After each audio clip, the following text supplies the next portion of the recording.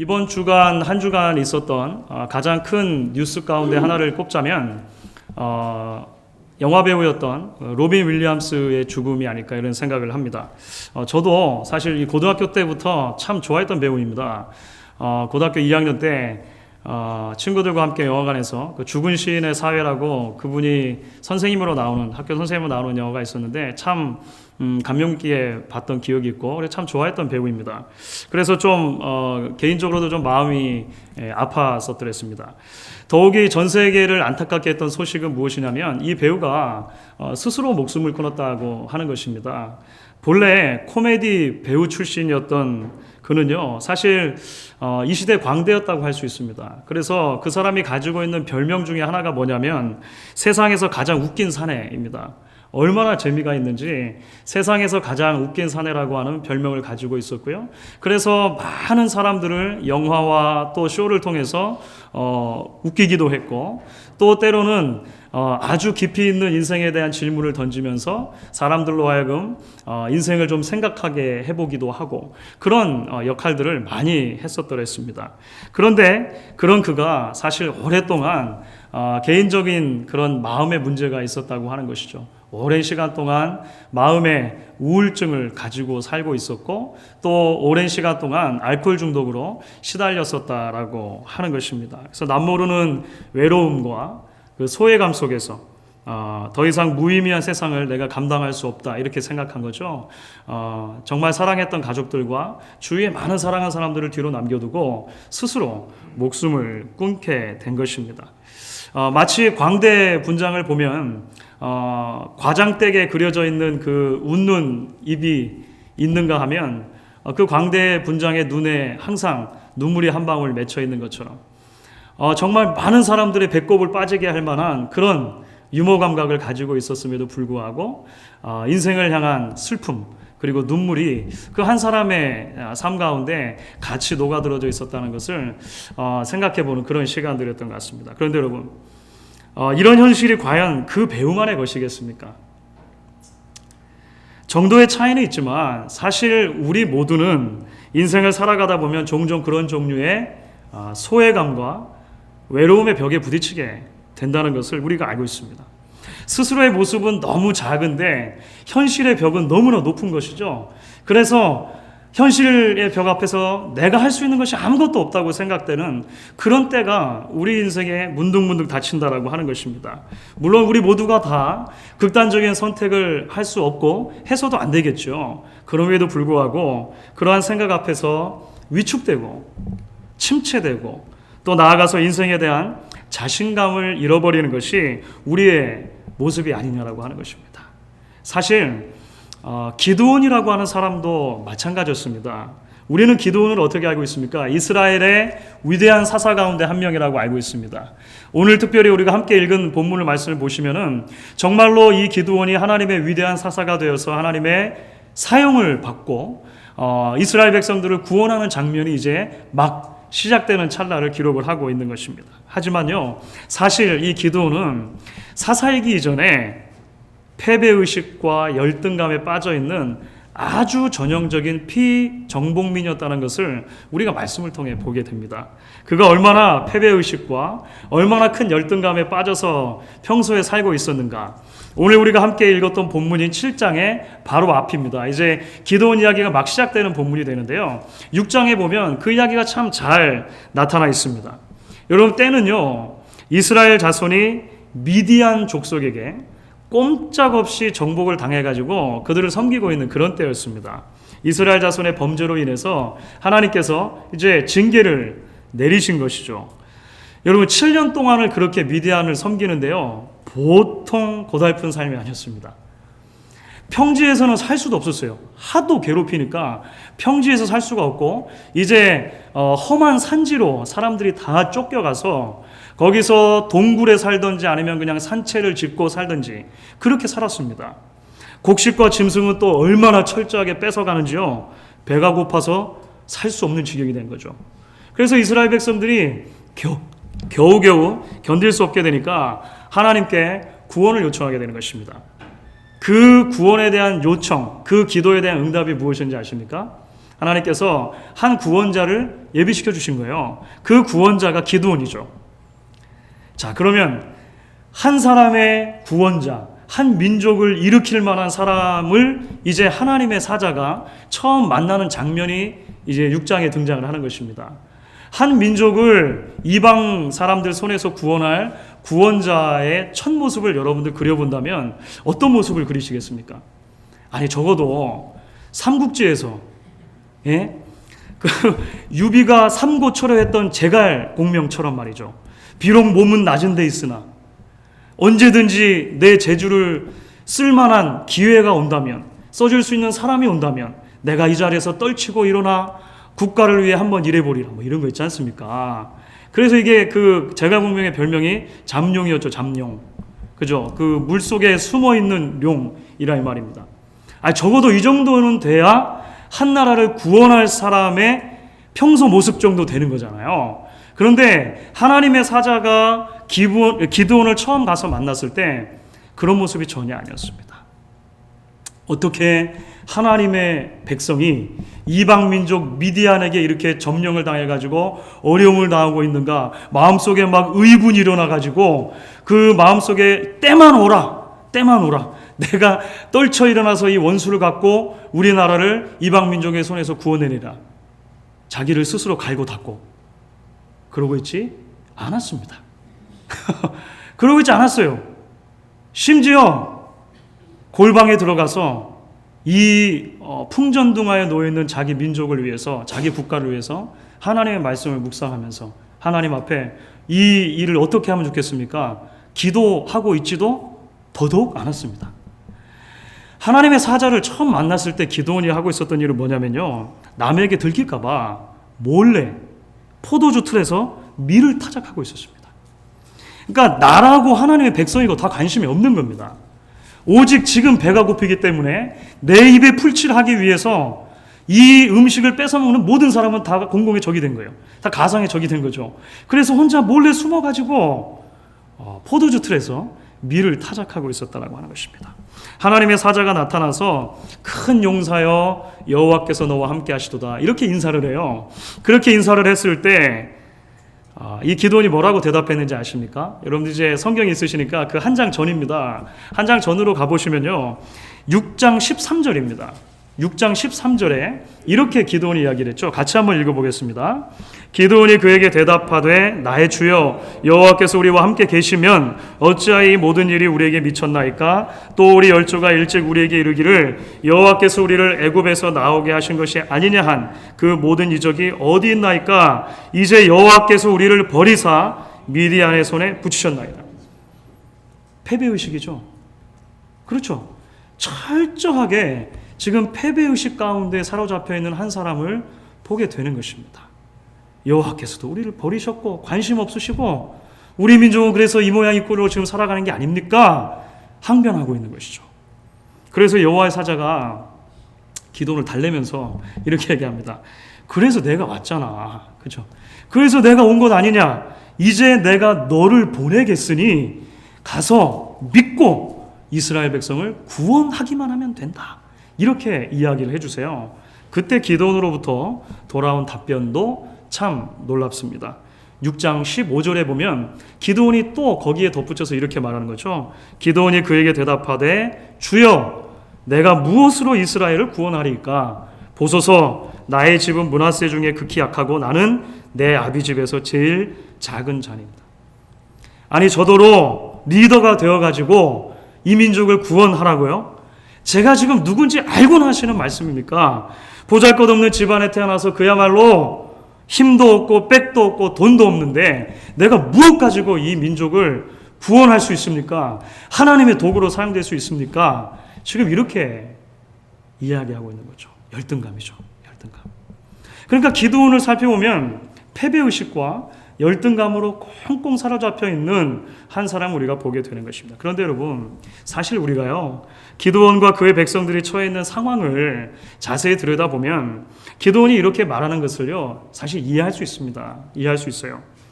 여러분, 어마어마한 인구와 강력한 군사력을 자랑하는 타민족에게 7년 동안 짓눌려 살았습니다.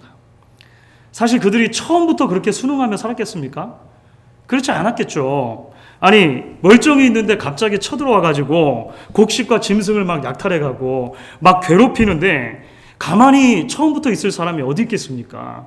처음에는 도전도 해봤겠죠. 전쟁도 여기저기서 해봤을 것입니다. 그런데요, 미디안이라고 하는 현실이 너무나 큰 거죠. 미디안이라고 하는 현실은 너무나 높은 것입니다. 그래서 그들의 시도가 아무런 소용없이 끝나는 일들이 계속 반복이 된 것이죠. 자꾸 무엇인가 시도하다가 거듭되는 실패를 경험하게 되면 패배의식에 사로잡히게 되는 것입니다.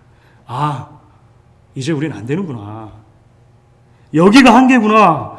더 이상은 소망이 없구나. 우리가 여기서 할 수 있는 일이 이제 아무것도 없구나라고 말할 수밖에 없는 그런 지점이 온다라고 하는 것입니다. 그 당시를 살아가는 누구라도 사실은 기드온처럼 말했을 거예요. 그 당시를 살아가는 누구라도 기드온처럼 행동했을 것입니다. 그렇기 때문에 사랑하는 여러분, 사실 이 기드온의 모습은 우리의 모습이기도 한 것이죠. 인생을 살다가 마주하게 되어지는 현실의 벽 앞에서 쉽게 낙심하고 절망하는 우리의 모습이 왠지 기드온과 많이 닮아 있다고 하는 것입니다. 의지와 용기를 가지고 시작했던 일들이 거듭 실패하는 것을 경험하면서 처음에는 좀 마음이 위축되고 자신감을 잃어버리다가 계속 이것이 반복되니까 결국에는 패배의식과 열등감으로 빠져들게 되는 것을 우리가 보게 되는 것입니다. 사업터에서 마주하게 되는 한계들이 우리를 괴롭힐 때, 가정에서는 부부 사이에 또 부모와 자녀 사이에 경험하는 갈등과 실망들이 계속해서 거듭되다 보면 이제 어느 정도 한계를 넘어가서 이제 더 이상은 안 되는가 보다 라고 생각하는 시점이 오지 않느냐라고 하는 것입니다. 여러분, 그뿐이겠습니까? 교회에서도 마찬가지죠. 교회에서도 신앙생활에 오랜 세월이 흘러도 거듭되는 진전이 없다는 것을 내가 발견할 때, 그러니까 신앙이 안 자라는 것입니다. 교회를 다녀도 10년, 20년 내가 똑같은 상태에 답보 있다라고 어느 순간 문득 마음속에 회의가 찾아올 때가 있다라고 하는 것입니다. 또는 사람들과 관계에 있어서 거듭되는 실패와 실망을 경험하게 될 때, 여러분들 우리 신앙적으로도 얼마든지 패배의식과 열등감에 사로잡힐 수 있다는 거죠. 우리 교회는 안 돼요. 이제 더 이상은 안 됩니다.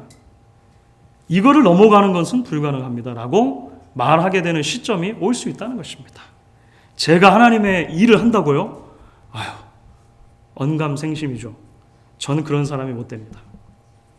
이게 겸손해서가 아니라 정말로 그렇게 생각돼가지고, 그렇죠.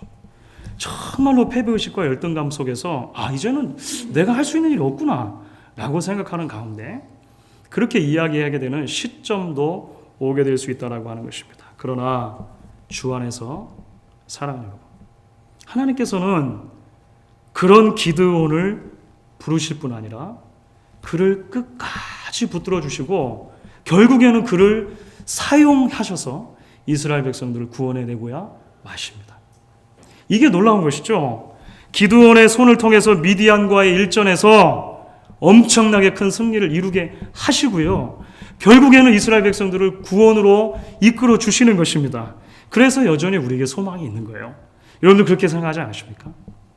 여러분들 사실 사사기 6장부터 8장까지 기록되어 있는 기드온의 이야기는요, 이처럼 패배의식과 열등감에 사로잡혀 있는 기드온을 조금씩 얼르고 또 한편으로는 달래가지고요, 이스라엘의 구원이라고 하는 놀라운 일을 이루고야 마시는 하나님의 끈질긴 사랑의 이야기가 담겨져 있습니다. 그리고 그 하나님의 끈질긴 사랑의 이야기에 가장 한가운데 하이라이트에 있는 부분이 바로 오늘 우리가 함께 읽은 7장에 나와 있는 이야기라고 하는 거예요. 여러분, 7장으로 이렇게 들어오면서 하나님께서 기드온에게 참 놀라운 말씀을 하십니다. 그렇잖아도 그냥 어림잡아가지고요, 지금 이스라엘 민족을 쳐들어온 미디안의 군대가 수십만 명이 넘는 것처럼 보입니다. 그러니까 어림잡아도 수십만 명이에요. 기드온 이야기를 다 읽어보시면 대략 15만 명은 이상이 됐었고 수십만 명이 됐었을 것이라 이렇게 우리는 판단을 할 수 있습니다. 엄청난 거죠. 그러니까 이스라엘 민족이 한참 모자라도 숫자가 모자른 것입니다. 그럴 판에 하나님께서는요, 지금 기드온의 부름을 받아가지고 사람들이 겨우 모였는데 너무 많다 이렇게 하시는 거예요. 사사 시대는 좀 독특합니다. 우리가 얼른 생각할 때 이스라엘을 남자만 60만 명, 그렇죠? 출애굽한 이스라엘 백성들이 군인만 60만 명이라고 우리가 얼른 생각하잖아요. 그러니까 수십만 명 정도면 뭐 60만 명 나가서. 그런데요, 사사 시대는 좀 달라요. 사사 중에 그 누구도 이스라엘 민족 전체를 동원했던 사사는 없습니다. 사사는 지역의 통치자였어요. 사사가 동원할 수 있는 군인의 숫자가 상당히 제약적이었습니다. 기드온이 하나님의 명령을 받고 사람들을 불러 모았습니다. 몇몇 지파에서 군인들을 불러 모았는데요. 그 사람들의 숫자가 몇 명이었는지 아십니까? 32,000명이었습니다. 32,000명. 다 합해도 32,000명인 거예요. 그러니까 이 사람들이 다 나가도 힘든 상황인데 하나님께서는 너무 많다 이렇게 하신 거예요. 어떡합니까? 하나님께서 많다고 하시는데. 그래서 하나님의 말씀을 따라서 자, 여기까지 오긴 왔지만 혹시라도 마음속에 전쟁하기 겁이 좀 나는 사람들이 있으면 지금 이때를 놓치지 마시고 집으로 돌아가 주시기 바랍니다. 아니, 근데 웬일입니까? 기다렸다는 듯이 사람들이 냉큼 돌아가는데요. 2만 명이 돌아갑니다. 2만 명이. 3분의 2가 돌아간 거예요. 겨우겨우 기드온의 부름을 받아가지고 이제 싸워보겠다가 나왔는데요. 사실은 기드온하고 똑같은 마음을 가지고 있었던 거죠. 패배의식, 열등감. 우리가 도대체 어떻게 이길 수 있는가? 그 두려움에 있었던 사람들이 돌아간 사람만 보니까 적어도 3분의 1은 됐던 것입니다. 그런데 하나님은요, 이것도 많다 이렇게 하셨어요. 그래서 그 유명한 물가의 시험을 통해 가지고 300명을 골라내시는 것입니다. 이 300명을 왜 골라내셨습니까? 이 300명이 다른 모든 사람들보다 뛰어난 용사들이기 때문에 그렇습니까? 아니에요. 우리는 기드온과 300명이 뭔가 좀 특별하게 특공대처럼 생각되죠. 아니에요. 아닙니다. 하나님께서는 그냥 물 먹는 거 보시고 물을 강가에다가 혀를 대면서 입을 다 갖다 대가지고 벌컥벌컥 마시는 사람하고 좀 소심하게 이렇게 물을 훔쳐다가 홀짝홀짝 마시는 사람들을 비교해 보신 거예요. 누가 확실히 적습니까? 벌컥벌컥 파보다는 홀짝홀짝 파가 훨씬 더 적어요. 그러니까 그냥 그 적은 사람들로 사용하신 겁니다. 이게 상황이 뒤바뀌었어도 똑같았을 거예요. 하나님은 적은 무리들을 사용하신 것입니다. 그들의 자질이나 그들의 능력이나 그들의 가지고 있는 어떤 잠재력을 보신 것이 아니고요. 그냥 그렇게 고르신 거예요. 이유가 뭡니까? 오늘 7장을 시작하는데 2절 말씀을 보시면요. 이 싸움은 사람이 하는 것이 아니라 내가 하는 것이다 라고 하는 것을 하나님 알려주시기 위함이었다라고 그렇게 이야기를 하세요. 그리고 나서 하나님께서 마지막으로 기드온에게 진군 명령을 내리시는 겁니다. 여러분 오늘 7장의 9절 말씀을 한번 보십시오. 하나님의 진군 명령이죠. 이 밤에 여호와께서 기드온에게 이르시되 일어나 내려가서 적진을 치라. 내가 그것을 내 손에 붙였느니라. 그런데 여러분 여기서 하나님께서 아주 이해할 수 없는 수수께끼와 같은 말을 덧붙여 주십니다.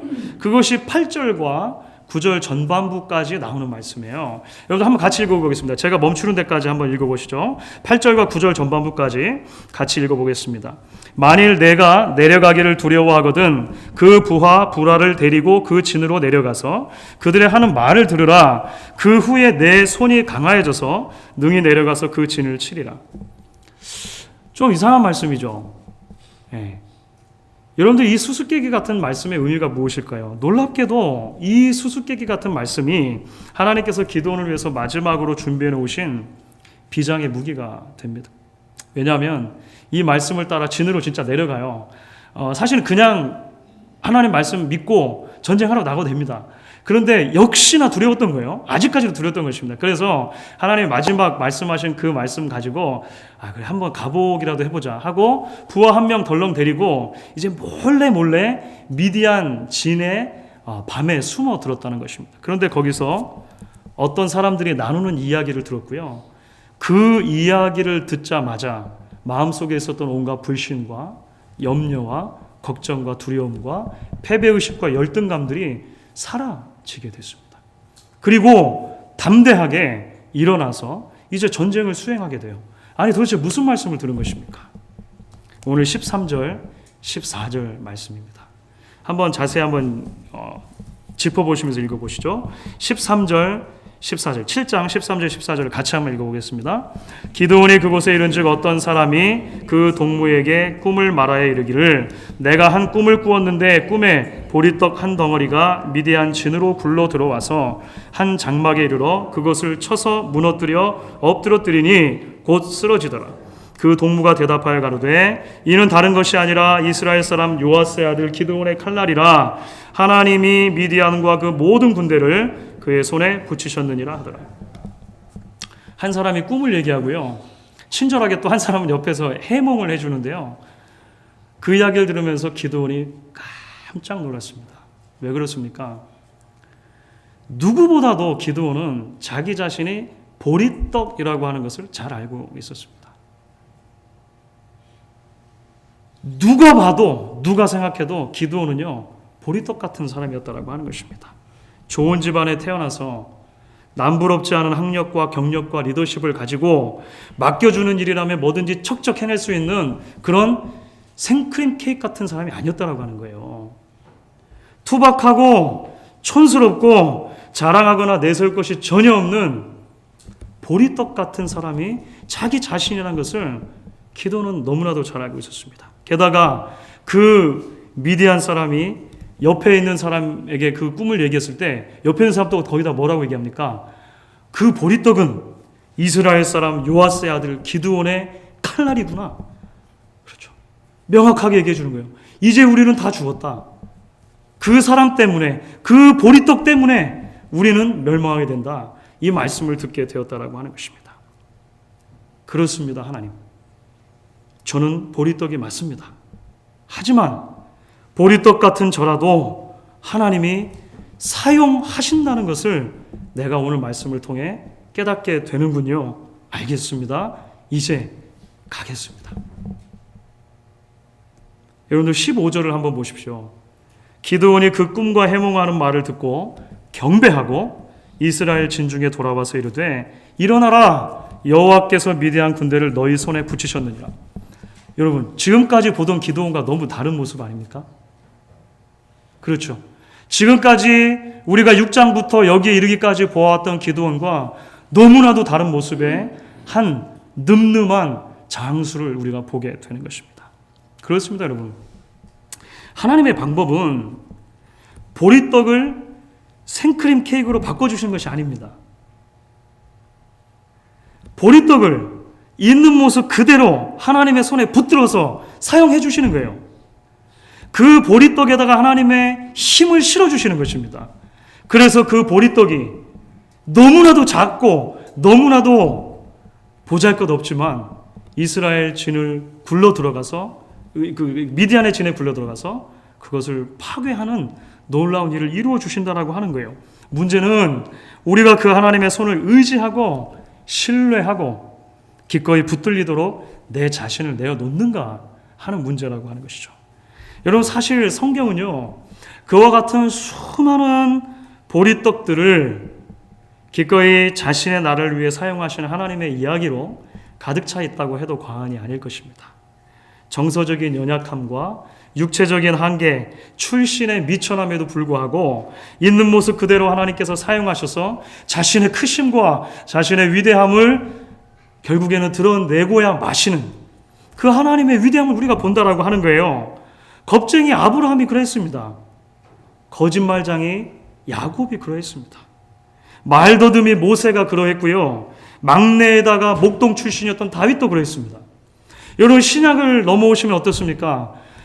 약점과 허물투성이었던 예수님의 12제자들이 그렇죠. 더군다나 건강이 신통치 못했고 언변도 능하지 못했던 바울이라는 사람도 그렇습니다.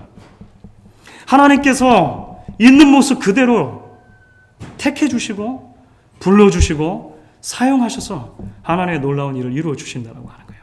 그래서 은혜라고 하는 것입니다. 휴가의 마지막 날인 지난 주일이었습니다. 지난 주일날 이제 필라델피아로 올라오기 전에 휴가지에서 가까운 버지니아에 있는 한 미국 교회에서 예배를 드리고 오기로 이렇게 결정을 하고 미국 교회 가서 예배를 드렸습니다. 2006년도에 제가 목사 안수를 받았고 그 이전에는 오랜 기간 동안 전도사로 있었는데요. 거의 처음이었던 것 같습니다. 제가 섬기는 교회가 아닌 다른 교회에 가서 다른 교회 예배를 그냥 그 퓨에 앉아가지고 들었던 게 처음인 것 같아요. 한 번에 한 1,500명 정도 예배를 드릴 수 있는 그 초교파 교회였는데 참 여러 가지로 인상적인 그런 시간이었습니다. 마침 그 교회에서 주일 대예배 하는데요. 사사기 연속 설교를 하고 있는 거예요. 게다가 그날 설교가 이제 삼손에 대한 설교를 이제 막 시작하는 그런 찰나였습니다. 제가 사실 휴가를 출발하기 이전에 돌아오는 수요일에 사사기 중에서 사사 기드온을 설교하겠다라고 미리 정해놓고 간 거예요. 그러니까 제가 그 교회하고 전혀 관계가 없는 상태에서 정해놓고 갔는데 공교롭게도 우연히 그냥 들어갔던 한 미국 교회에서 그날 사사기 설교를 하고 있었어요. 근데 재미있는 것은 설교 전에 목사님의 설교 전에 그 질의응답 시간이 있는 거예요. 그게 이제 성도들이 소를 듣고 이렇게 질문하는 건 아니고요.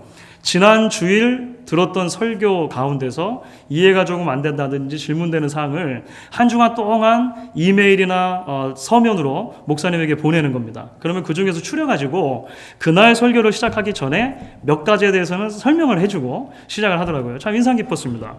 그런데 한 성도의 질문이 이것이었어요. 이제 그런 식으로 계속 목사님이 설교를 했던 것 같아요. 사사들을 보면 개인적으로 참 문제가 많습니다, 사실. 그렇죠. 첫 사사인 온니엘부터 시작해서요. 뭐 에웃, 드보라 이렇게 기드온 쭉 나가는 동안에 보시면 사사들이 참 문제가 많아요. 그분의 질문이 이겁니다. 사사들을 보면 개인적으로 참 문제들이 많은데요. 왜 히브리서 11장을 보면 사사들의 이름이 소위 신앙의 영웅의 목록에 포함되어 있는 것입니까? 이렇게 말합니다. 혹시 그런 질문 던져보신 분들 있으십니까? 우리가 신앙생활하다 한 번쯤은 던져볼 만한 질문입니다. 히브리서 11장은 믿음장이죠. 믿음으로 살았던 신앙의 영웅전, Hall of Fame이라고 우리가 소위 얘기해요. 그렇게 기록이 되어 있는데 많은 사사들의 이름이 사실 거기에 기록이 되어 있습니다. 목사님의 답변이 이랬습니다. 사사기 연속 설교를 한 뒤에 많은 분들이 이런 비슷한 질문을 하셨는데요. 성경적인 답변은 딱 한 단어로 표현할 수 있습니다. 은혜입니다. 이렇게 하더라고요. 저하고 같은 생각을 하고 계시더라고요. 은혜입니다. 라고 설명을 해주셨어요. 그렇습니다, 여러분. 보리떡 같은 이들도 포기하지 않으시고 끝까지 사랑해 주시는 것이 은혜이죠. 이 보리떡 같은 이들을 위해서 가장 귀하고 가장 값어치 있는 아들의 피를 기꺼이 십자가 위에서 흘려주시는 것이 은혜입니다. 지금도 여전히 보리떡 같은 이들을 위해서 그들을 자신의 손에 붙드시고 어르고 달래면서 끝까지 당신의 나라의 일꾼으로 사용해 주시는 것도 하나님의 은혜라고 하는 것입니다. 그러므로 주 안에서 사랑하는 여러분, 오늘 말씀을 통해 다시 한번 소망을 가지시고 일어나실 수 있기를 바랍니다. 저와 여러분은 때로 우리의 약점도 사용하시고 우리의 의심도 사용하시고 우리의 한계도 사용하셔서 당신의 선을 이루고야 마시는 그 위대한 하나님의 은혜를 이미 풍성하게 받고 앞으로도 받을 은혜의 수혜자들이기 때문에 그런 것입니다.